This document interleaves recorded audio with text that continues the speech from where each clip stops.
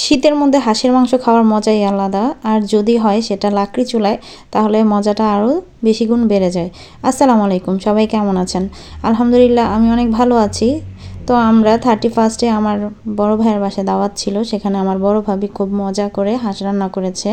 এখানে সব হাঁসগুলো নিয়ে একসাথে কুটা বাছা করে দেন হচ্ছে মশলা মাখিয়ে নেওয়া হয়েছে, আর অনেক পদের মশলা দিয়েছিল। এটা সত্যি খুব মজাদার ছিল। খুব সুন্দর করে মশলাগুলো মাখাঝাকা করে দেন হচ্ছে এখানে হাঁসগুলো দিয়ে দেওয়া হয়েছে। হাঁসগুলোকে খুব সুন্দর করে মাখাঝাকা করে নেওয়া হয়েছিল, আর হাঁসটা আসলে অনেকক্ষণ পর্যন্ত ম্যারিনেট করে রেখে দিয়েছিল। তারপর হচ্ছে লাকড়ি চুলাতে রান্না করা হয়। সাথে ছিল অনেক বেশি রসুন, আর এই রসুনের ফ্লেভারটা না হাঁসের মধ্যে অনেক বেশি ভালো লাগে, অনেক মজা লাগে। যাই হোক, এখানে অনেক সুন্দর করে রান্না করা হয়েছিল, সাথে চালের রুটিও ছিল। তো আমরা অনেক মজা করে খেয়েছি। আপনারা এইভাবে রান্না করে দেখতে পারেন। সবাই আমার জন্য দোয়া করবেন। আল্লাহ হাফেজ।